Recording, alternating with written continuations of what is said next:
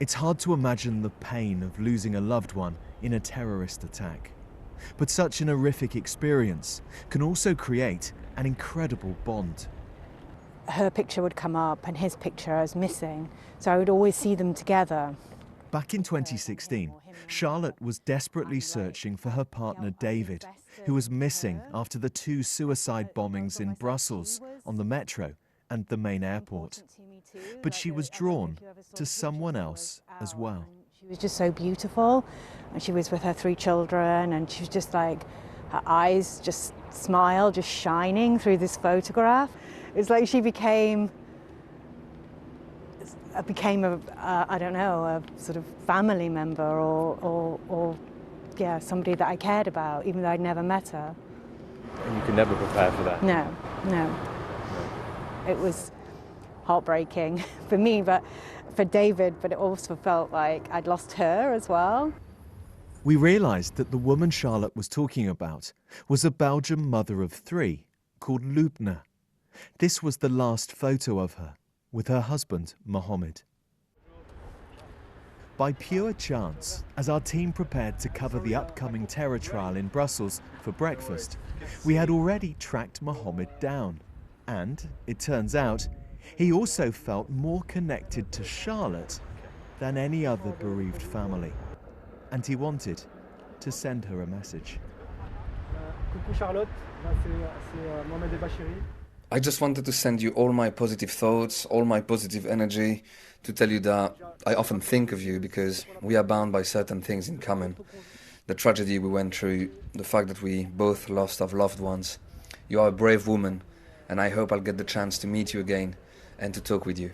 See you soon, lots of love. I send you lots of strength and courage. Wow. That was quite incredible. A happy moment at a difficult time. Because now 10 men are going on trial in Brussels for their roles in the 2016 attack, which killed 32 people and left hundreds injured. Charlotte wants to travel from the UK to the Belgian court so she can remind the world what her partner David was like. I think he was an incredible human being. He was very funny. The power in that, for him to be able to connect to other people, to be able to bring joy to people's lives, it's so diametrically opposed to who they are and what they were trying to, and what they brought onto the world and what he was bringing into the world. And I think maybe if I could bring that to that place, to bring that sort of sense of lightness and connection and love and happiness, then that's got to be something, hasn't it? But for Mohammed, who wants to protect his 3 boys he's been bringing up alone, he can't bear to go to the trial. I will stay outside it because although this case is necessary and important, it could also do us a lot of damage because it would throw my family straight back into the biggest crisis of our life. Hatred is senseless. It's a burden. Hatred stops you from living and from enjoying things. I can't have a life full of that. So my anger expresses itself in the jihad of love.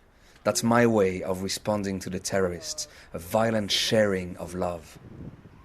Mohammed and other bereaved families in Belgium have tried to turn their grief into something positive, as has Charlotte, who campaigns for families affected by terror attacks.